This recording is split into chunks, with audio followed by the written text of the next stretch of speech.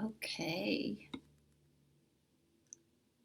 We got a couple minutes here, but I wanted to just hop on a couple minutes early because I want to make sure that I'm streaming. You can see me. My camera is on.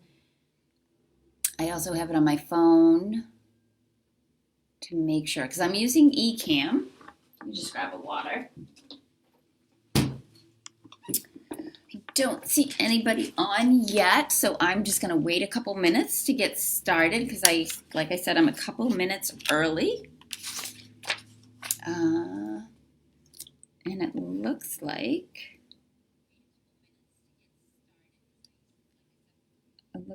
I'm working here. Okay, just going to wait a couple minutes, see who hops on.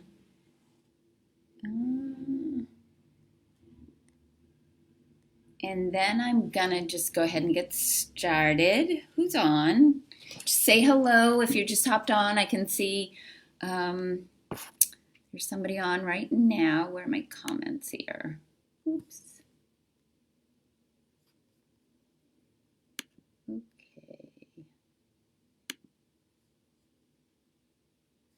Okay. All right, we're about to get started, and even if you jump on late, that's not a problem because this is all going to be recorded, and I am going to plan to send out the recording to anybody that signed up.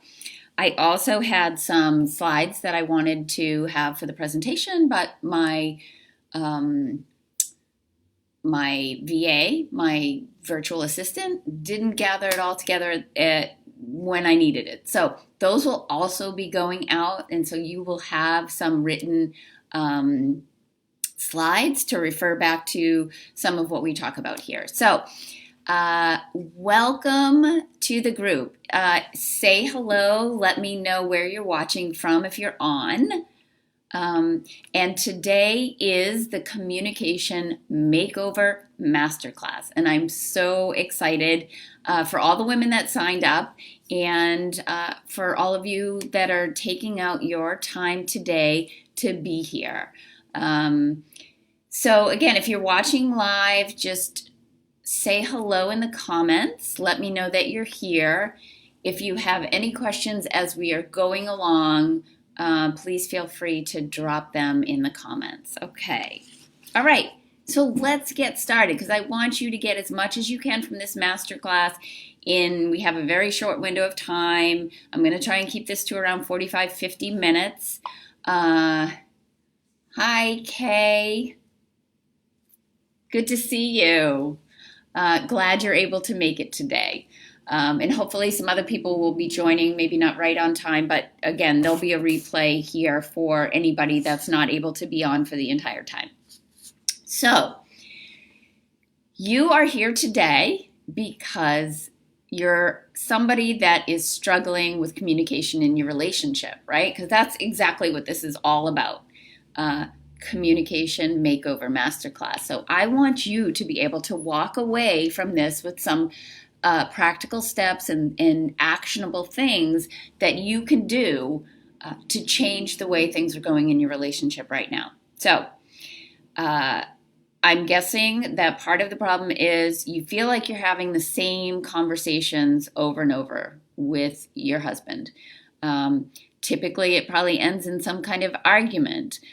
You feel like nothing ever gets resolved. You feel like perhaps misunderstood. He doesn't listen to me. You're frustrated, really, really frustrated. And a lot of times this can feel kind of painful, right?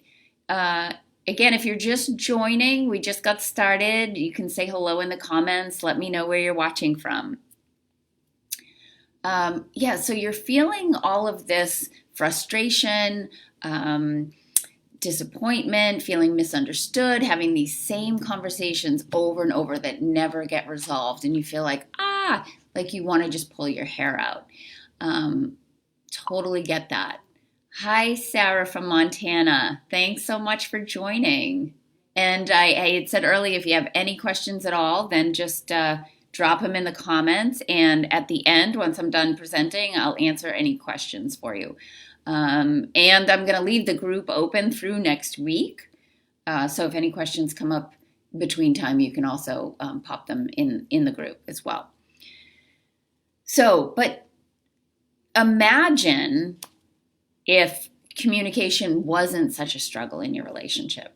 Imagine if conversation was easy. Imagine if you felt really confident to handle any issues that came up in your relationship, knowing that you could handle them in a calm, in a respectful way, and that you could still maintain your connection to your partner. I mean, what would that be like? Right? Imagine easy conversation, easy connection, like no more arguments, no more walking on eggshells. It just feels, Okay, so what I want to share is that's exactly my story. I went from feeling all of those things that I mentioned before, like feeling frustrated, feeling misunderstood, having the same arguments, like just feeling like this is never going to change. And at the worst, I thought, I'm not sure I want to be in this marriage anymore. I don't know if this marriage is going to work out. I went from that to my current situation now, which is communication is easy. It feels sometimes, might I say, even effortless, right? We feel connected. I don't feel frustrated. And this isn't to say I never feel frustrated, of course, right? That's like we're human. I'm human. But it really was a complete 180. That is my story. I went from feeling in the depths of like, this will never change, we'll never be able to talk to each other, he'll never understand me, to really feeling the most connected to him that I've ever felt. And like I said, conversation, communication. There are times now where he actually talks to me, which he never really did. He brings up conversation, and sometimes I actually am thinking to myself, oh, would he be quiet, right? Imagine going from that to that. Well, that is my story. That is what I lived, and that's where I am now. And that's why I've made it my life's work to help other women and other couples get to the place that I've gotten to, right? Because I was there once, and I know what it's like on the other side. And now I want to share that with the world, with anybody who wants that, because I know that life is so much better on this side, right? So anyway, if you're just joining, I see somebody else on, just pop in the comments where you're watching from. Say hello, introduce yourself, okay? So obviously you're wondering then, how did I do that? How did I go from that situation, maybe that's, your current situation, to where I am now? And it's actually a lot simpler than I ever thought, and perhaps simpler than you think it could be, right? So, and when I say simple, I don't want you to confuse that with easy. Yes, it's simple, and in fact, it's like, a few things. Hi, Kristen. Thanks so much for hopping on and joining. It's a few simple things, like a repeatable process that I have taken, all of my education, my own experience, training, and all of that, and I've really condensed it down to a repeatable process that I help my clients learn. A simple, repeatable process. Again, don't confuse simple with easy, because this is work. It takes work to change the way that we've been doing things for a long time. So I'll tell you the three things that were the biggest game changers for me. And these are kind of the three sort of blocks that I teach my clients, okay? And number one was I shifted my focus. Okay, it sounds simple, but it is simple. Not easy. I shifted my focus from my husband and all the things that he was doing and all the ways he wasn't showing up and the blame and the right, which at the time I didn't really recognize that I was blaming him, but I was. And this is part of the problem. We can't always see ourselves very clearly. But, after some time of just feeling like I was in so much pain, I was like, I started to get my own support. And in getting my own support, I really kind of started to learn how to do things differently. I shifted my focus from blaming him to taking responsibility, right? And that's not something that is always easy to hear.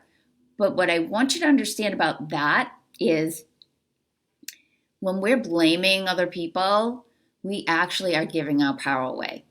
When we start bringing it back to ourselves, when we turn our focus inward, we actually are taking our power back. We are in empowered positions when we decide that we can do something about the way that we feel by going inward, right? By not focusing on what they need to do. Okay, so that was number one, was like I shifted my focus. I stopped looking at him and stopped looking outside myself. I started to work on my mindset. And what I mean about mindset is, what are the thoughts that you're thinking every single day about your husband, about yourself? Like, when are you in judgment? When are you thinking he shouldn't or he should or all the things, right? So that was my mindset. So I shifted my focus, I worked on my mindset, and I worked on acceptance and appreciation, right? Which again is also part of mindset, because like when you shift your mindset and you start to see things through a different lens, then things change, right? Because what we see is what we get. It becomes our experience. So those three things were the main things that I focused on. Shifting my focus back to myself, working on my mindset, working on acceptance and appreciation. Okay, so let me just stop for a minute too and share a little bit about who I am and what makes me qualified to teach you guys this. So I've been married for nearly 22 years. We'll be coming up on 22 years in December. We got married on December 4th of 1999. And prior to that, I went to graduate school. I got a master's in mental health counseling, and I worked as a therapist for about 17 years.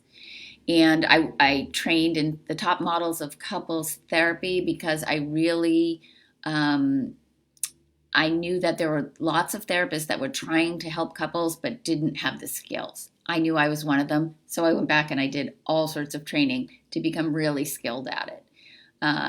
What I didn't realize at that time was that was part of my own evolution, right? As I was learning the skills to try and help the clients that I was working with, it was also helping me shift and change my marriage. Right. So it was as if the universe was sort of directing me in that way, right? Showing me like, okay, help these other people, but in at the same time, you are helping your own marriage, right? So as a traditional therapist, I found myself sort of limited in what I was able to do, because I have the sense that people come to therapy and they want to talk about how bad their story is, right? But there's not a lot of desire for change. And I really wanted to support people in getting change, in changing, and not being stuck in that same old story. And so that's when I found coaching. And so coaching is so much more forward focused, solution focused. I was also trained in solution focused therapy. So that was like my jam. And as a solution focused thinker, therapy kind of felt really heavy, like being stuck in this same old. So that's when 3 years ago, I shifted into the coaching world. And now it's the work that I do feels so much more empowering because I'm helping people create these changes. I'm helping them create the same changes that I made, and because I know how awesome it is on the other side of this. So that's just a little bit about who I am. I still hold a license in Massachusetts as a therapist, but I don't really practice under my license. I really just practice as a coach. So, and all right, so I just want to take a quick look at my notes here and make sure I am staying on target. And again, if you guys have any questions at all, I want you to pop them in the comments. So again, let me just recap that the change really happened when I shifted my focus, when I worked on my mindset, and when I worked on acceptance and appreciation, right? So here's what happens. Most people think that they have to get their husband to change in order for things to be better, right? Like, you probably have a whole list of ways that he could be better, he could do better, or we're never going to be able to have better communication if he doesn't do something differently. Well, of course, that's what I thought too. But the truth is, he doesn't have to do anything differently. And this can be better, right? So you can make change only in yourself, and you change the entire dynamic, right? So it's a systems theory, right? So say, for example, you're dancing with your partner, and you're doing this dance, which essentially that's what these patterns are in relationship. You're like doing a dance, and if you change the moves of that dance, the entire dance changes. Okay, so I want you to give up the belief that he needs to be different for you to feel better or for things to change. It's just not true. You have the power within yourself to create that change. I did it, and you can do it too. So, because what happens, again, I want to go back to that. What happens is when you believe he has to change, it goes back to that whole idea I was saying, where you give your power away, right? You feel like, my life can only be better. This can only get better. Communication can only get better. I can only feel happier when he does something different. You're essentially saying all of how my life experience in this marriage goes is dependent on what he does, right? It's just a total giving of your power away. But when you take back control, you actually can do something about it. How powerful is that? Right? And so one of the things too that comes up for people during this time, like when I say, no, you can do it yourself, it's this idea of, well, why should I have to? I was just on a call with somebody before coming on for the class, and she was saying that exact thing, because I was saying, you know what, you can do this work on your own. And she said, but why me? Why should I have to? And what I said, the reframe I gave her, what I wanted her to understand is it's not why should I have to? It's more, I get to. I'm doing this for me. It's not for him, it's for yourself. Because if in the relationship, your experience is you're frustrated, you're disappointed, you feel unhappy, maybe you have some low-level depression or anxiety around all of this, right? That's your experience. If you could do something to change your experience, and then as a result, the byproduct of that is your marriage gets better, then why not? So that's the reframe I want to offer you. Don't think, why me?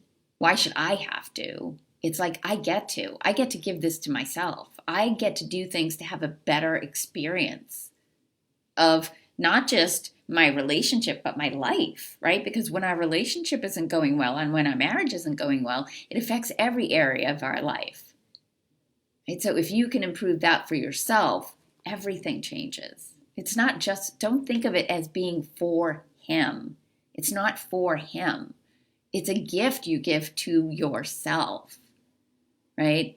And I didn't realize that until after the fact either, but it's true. That simple reframe makes it So like it's not like, oh, it's my fault, I have to do it. It's more like, oh, I get to do it. And then when I do it, I get to up-level all areas of my life, not just my marriage.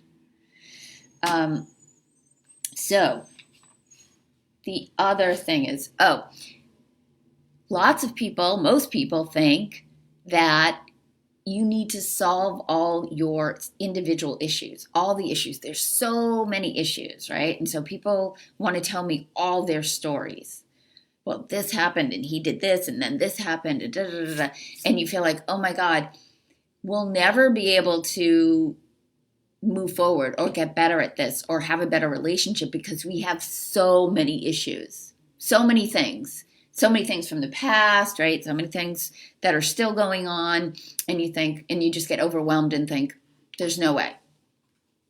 So what I want to offer is that's not true either. You don't have to solve all of your individual issues. And this is where people get stuck in the weeds, is what I call it. And this is one of the biggest reasons that you continue to have the same repeated arguments, right? Because you're trying to solve the issue, but you're trying to solve it with the same set of skills or, skills, mindset, you're doing the same thing. You're not going to be able to solve your issues, right? And what I want to say is you don't have to, because it's not about solving your issues. It's about having a different process, a different way of speaking to each other, right? Let me say it again. It's not about solving your issues. You don't have to hammer out all your individual issues. You just have to have a different way of talking about the issues, right? Because if you're caught in what lots of couples and can relate to this is the blame defend cycle. Are you stuck in a blame defend cycle? That's like one of the biggest destroyers of relationships, right? One of you gets triggered, you blame the other, defensive, blame, defensive, and then it just goes on, right? So you're not going to be able to break out of that. In that, I'm saying you're trying to solve your issues, but it's really about how you're talking to each other. Because imagine if you got triggered and didn't react, and you actually took a step back, or you didn't defend, or you didn't say hurtful things, or you didn't yell, or you didn't blame, or you didn't judge. Like all those things go into making communication break down. So here's what I find with most people, especially the people that I work with, their issues aren't deal breaker issues. They're not. And I'm guessing yours aren't either. And that's why you're on this call, because you really just want to figure out this communication piece. They're not deal breaker issues. But when you have a process where you're repeatedly hurting each other, triggering each other, re-traumatizing each other, that pattern slowly chips away at the relationship. So it's not really the issues themselves. Like if you pause for a moment, you think about the issues in your relationship, would you say that any of those issues are deal breakers? Probably not. But if they are deal breakers, like if we're talking about really big things, you might need something different. You might need a different kind of support. But for the people that I work with, they're not deal breaker issues, but it's how they go about talking about it. That's where things break down. That's where the relationship gets, thank you. This is great. Oh, awesome. I'm glad this is helpful. Good. So it's it's how you talk to each other. So again, don't get overwhelmed thinking we've got so many issues, we got to solve them all. It's more, we just have to have a different way of talking to each other so we stop hurting each other, right? Hi from Boston. Welcome. Okay, so, and there was one other shift that I wanted to talk to you about. I'm sorry, I know I have my notes here. Okay. Here's the other thing. You probably think that you've been working at it really hard, that you've been doing all the work. And I confess that was me too. I thought, I'm doing all the work. I'm working at this really hard, and he's doing jack shit.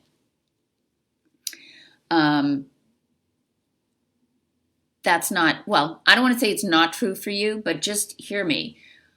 I was working at it, but what I was really working at was working at trying to get him to change. I've told him what I want. Why isn't he doing it? I told him what I need. Why isn't he doing it? And so, but in my mind, I thought, well, I'm working at it, but what I was really doing was I was nagging a lot. I was blaming a lot. I was making him responsible for everything. So was I really working at it? Not really. I was working at him, right? But at the time, I truly believed, like, I'm putting in all the effort here, right? Can you relate to that? Like, does that come up for you? Do you sometimes feel like you're doing all the work? And so there's one other final piece to that too is, well, there's actually two more things. I think I said this. It doesn't take two. It only ever takes one. And I assure you of that.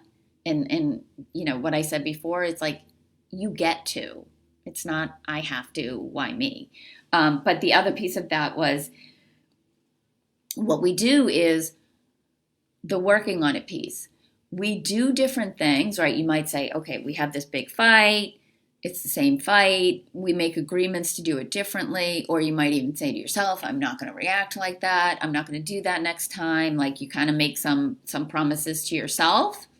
But then you get triggered. Something happens. Boom. Right? And you're back to it again. But here's where the disconnect happens.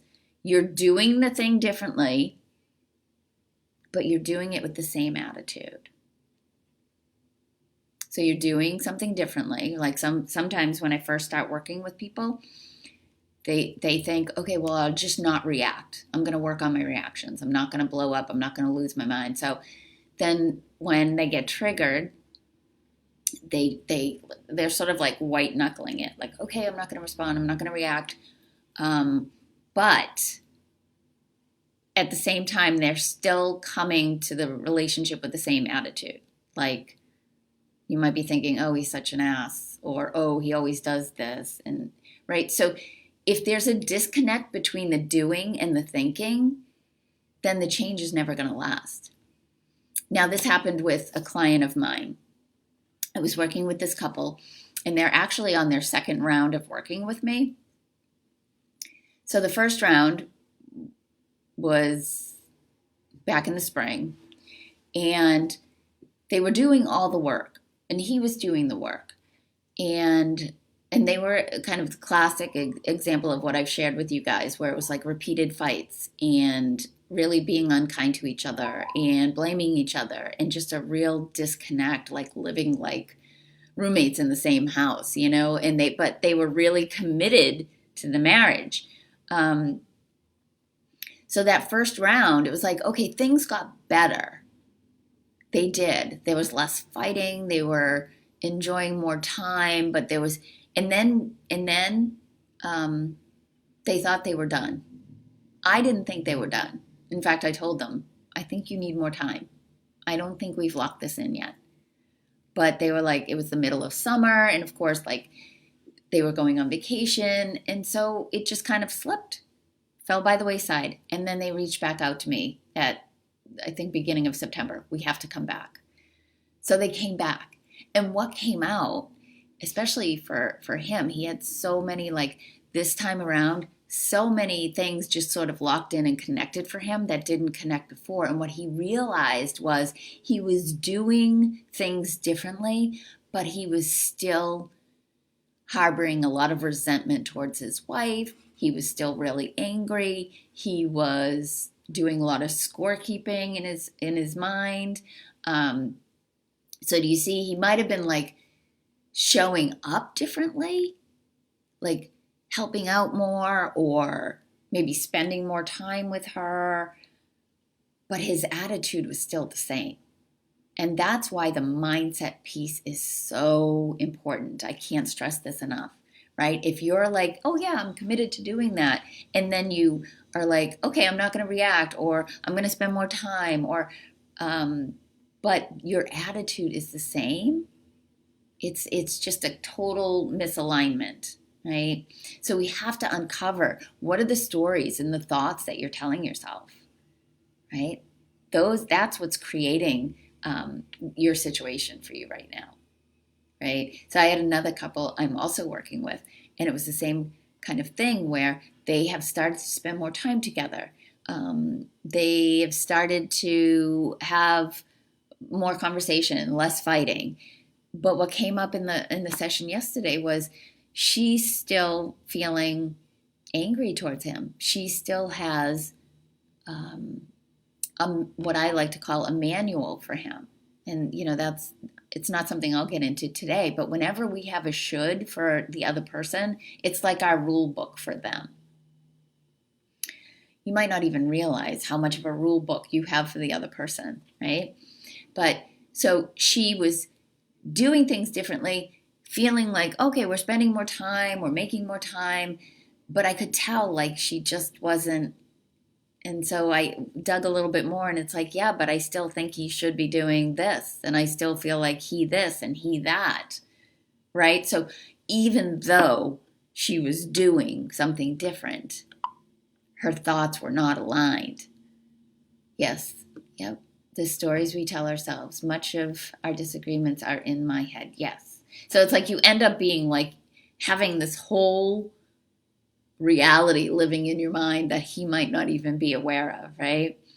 Because that's another place we get stuck too, is we make a lot of assumptions. I guess going back to, another couple I was working with the other day, and I actually posted this on my Facebook. Do you ever like think that your husband's mad at you, and so you act mad at him even though you have no idea if he's mad at you? I definitely did that a lot.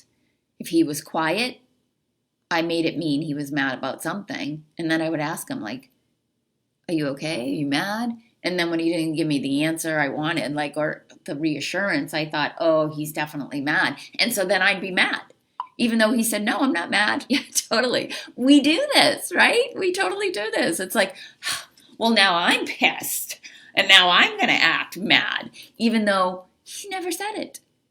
Like, all based in assumptions, all based in the thoughts in our brains, right? And if we're not on to ourselves, then we never really know that these stories and these thoughts are going on, because chances are, like I was, you're focused on him right now. You're not really tuned into yourself. You're not really knowing what's going on, right? It's just you kind of reacting all over the place. It's just like. And so the sort of top layer is you have to move from autopilot to awareness. Nothing can happen or change until you start to become more aware of yourself, right? Because all of the things that I'm talking about happen so automatically. Right? They just happen without any conscious thought, because you've been doing this stuff for so long, it's locked into your subconscious mind. I like to think of it like when you're driving a car and when you sort of like zone out, and then you arrive at your destination and you're like, oh, whoa, how did I get here? I wasn't even conscious. Well, you're right, you weren't, because your subconscious mind took over. And this is exactly what happens in these patterns and habits that you've developed in your relationship, is you've been doing it for so long, it just becomes habitual. And so the minute there's any like feeling of like threat, it's not even real. Often it's just sort of a perceived sense of threat. Boom. Right into that same pattern, So the simple part is, well, we just break those patterns. we break those habits. We create new habits. We create new patterns. We start engaging in behaviors that support the kind of relationship that you say you want. And we get rid of the behavior, like the relationship destroying behaviors, right? Those are things like judgment and defensiveness and criticism and blame and scorekeeping. Like those things all kind of tear the relationship down.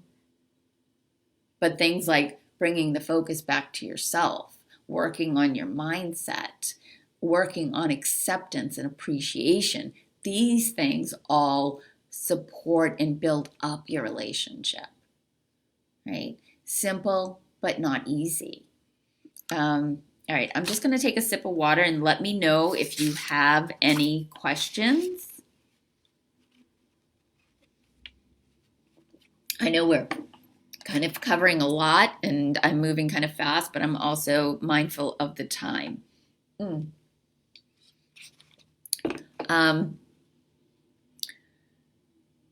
autopilot to awareness, right? This means like we have to shift our awareness.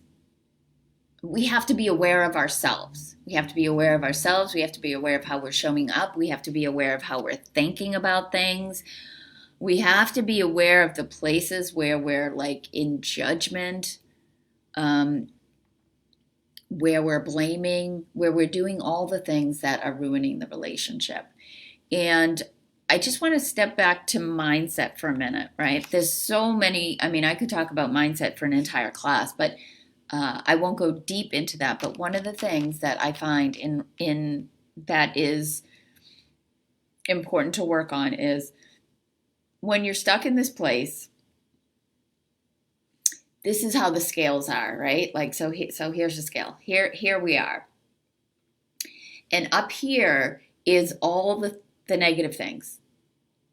All the things that you're seeing, that you're criticizing, that you're judging, you're thinking are wrong, right? This is the scale up here. All the things that you're frustrated about, annoyed about. And down here are any of the positive things in your relationship. They are just like here, they're buried somewhere, right? Because this is all that exists for you. So the goal is to start balancing out the scale. Okay, it's never to make all of this stuff go away, because you're never going to get to a place where it's like everything's perfect, he's perfect, I'm perfect. Like that's just unrealistic, right? To expect perfection. That's not what we're looking for. But we're looking for a balance, right?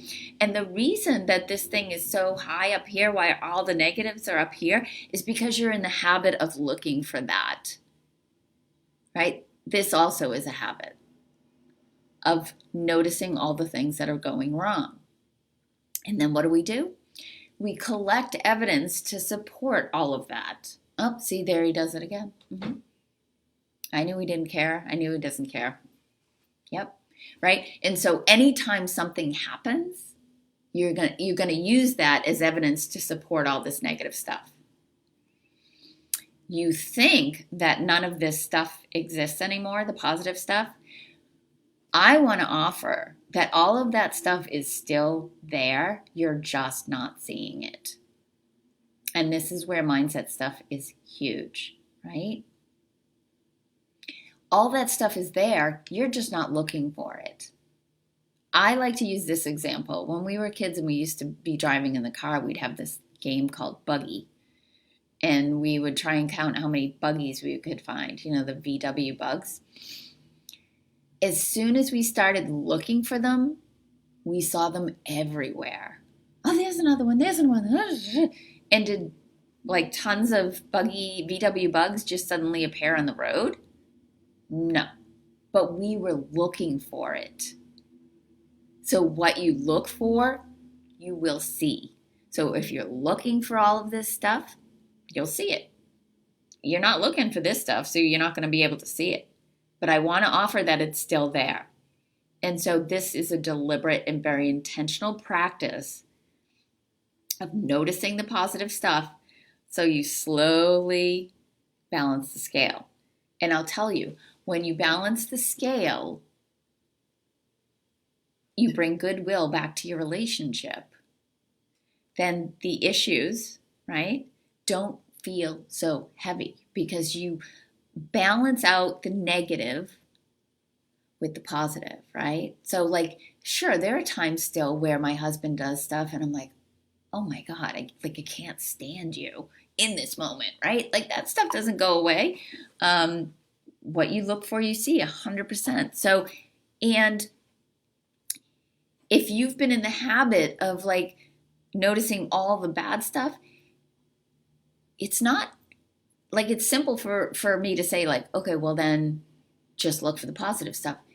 That takes work, right? That again goes back to all the things I was saying before, shifting your focus onto yourself, being aware of yourself, your thoughts, your feelings, how you're showing up. So you can decide, and it really is a decision to do something differently. But yeah, so there's still times where I'm like, I can't stand you. But I also have this whole area, the other side of the scale that is up here. So I have a lot of positives to refer back to reference. So I never stay in this place for a really long time. It's like, oh, yeah, I can't stand him. But that quickly dissipates and I'm back to like feeling good. And so you will still have issues and you'll still have conflict, but it won't feel so bad. And if once you've balanced the scale and you have all this positive to refer to, then you can move through those things much quicker, right? So you don't have to change him to get that. You just have to change the way you're seeing things. And that takes practice, right? You want to balance the scale. And here's something that I share with my clients too. It's called the 3 A's.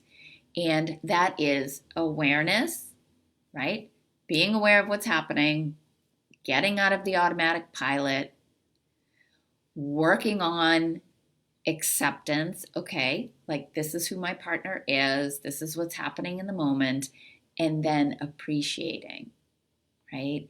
And it doesn't even have to happen like when you're having conflict, but those are three things you want to be keeping in mind. Awareness. Am I aware of myself?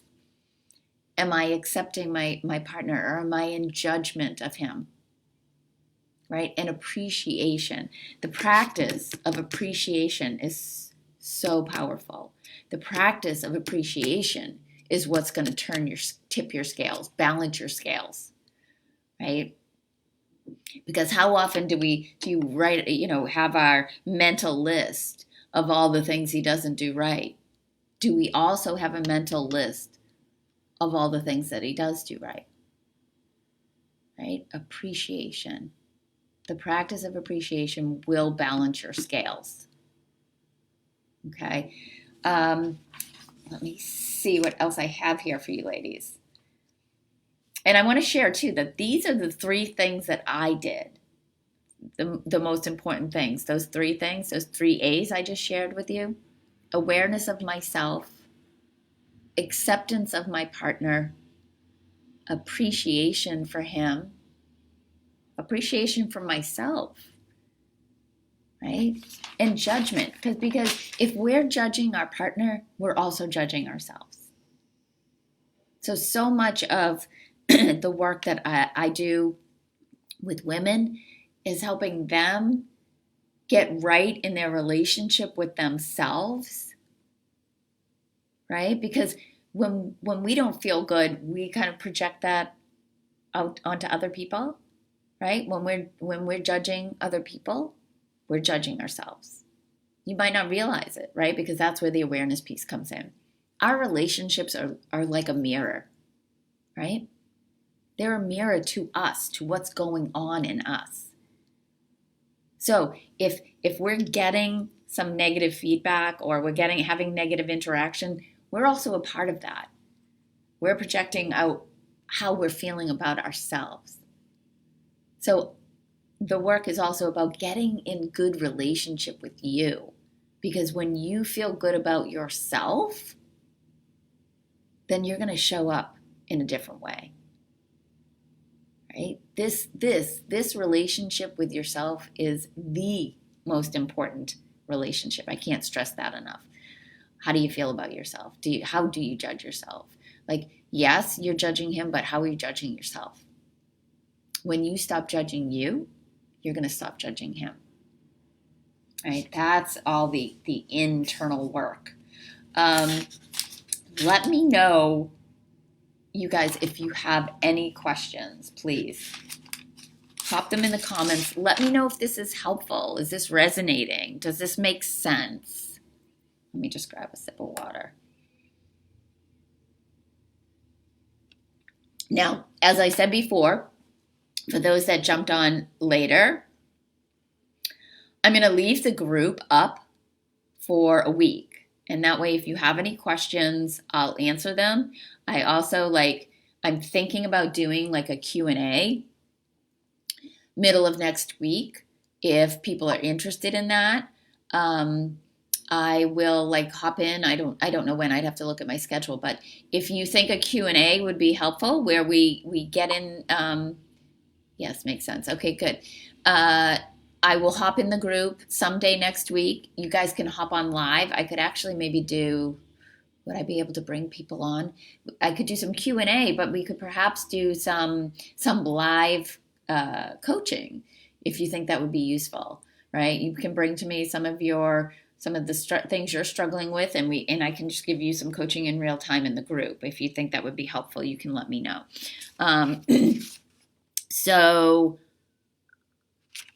any questions at all? I'll wait for a minute to see if anything comes through. And I'm just taking a look at my notes.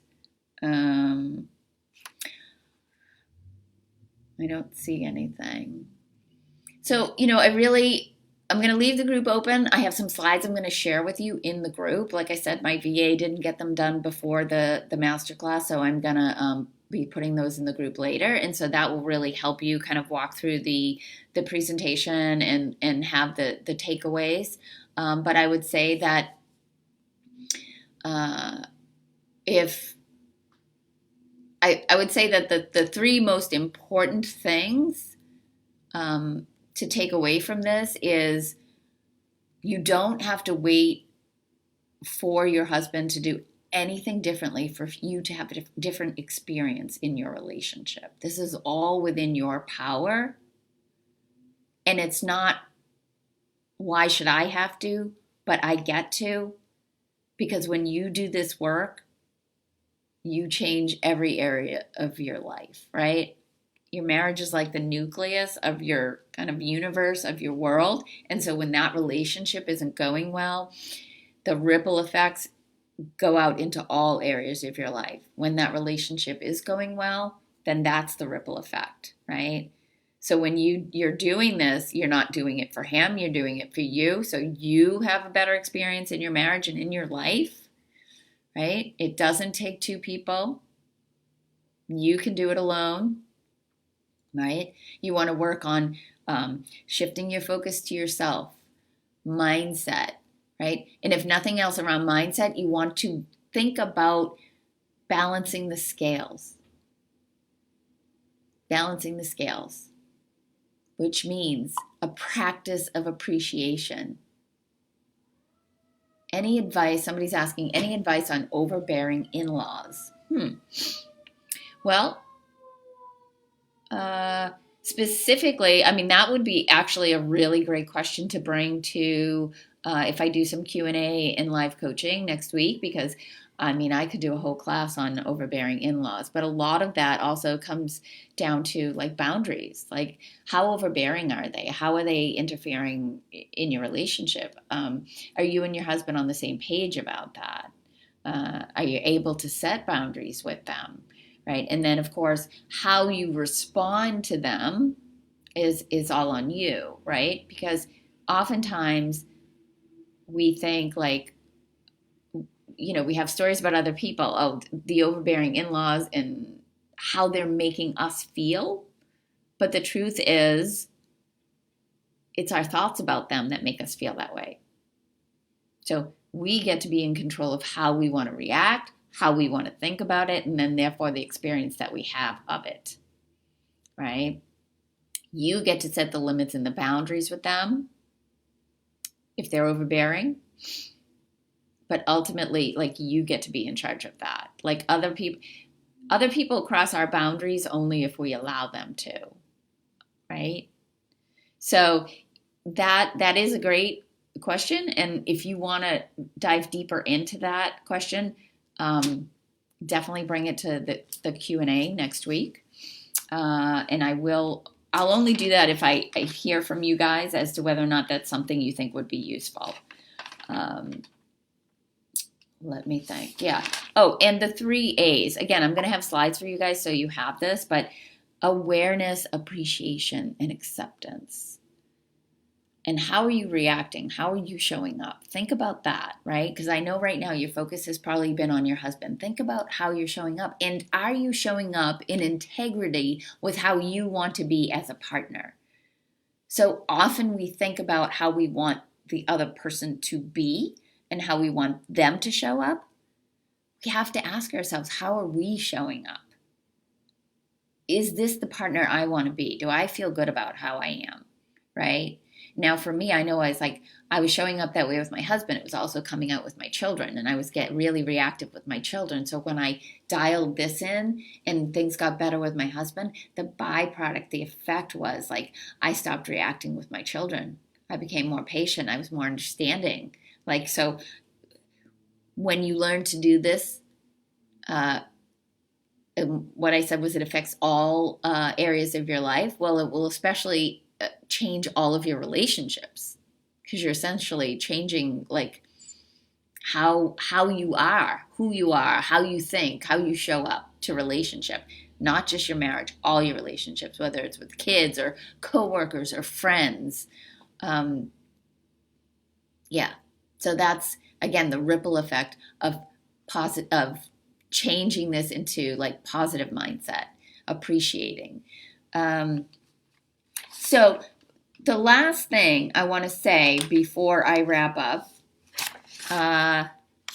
is that if any of you are interested in doing this work on a deeper level, I am offering a 6-week group course to do this work deeper, to go into all of the things that we've talked about, like really specifically working on mindset, uncovering the stories that you've been telling yourself that are getting in the way, really working on practical communication skills, like how do I initiate a good conversation?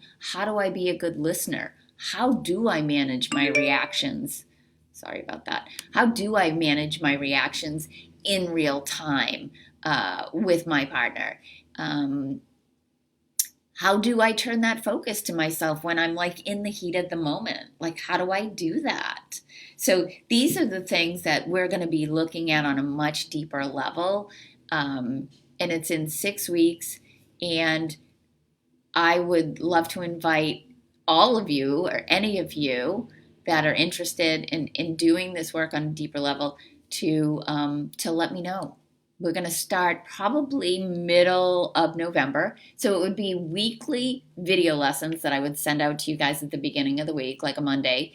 And then we would have a group coaching call midweek where you can come and bring all your questions and anything you're struggling with in your relationship, and we'll do some coaching.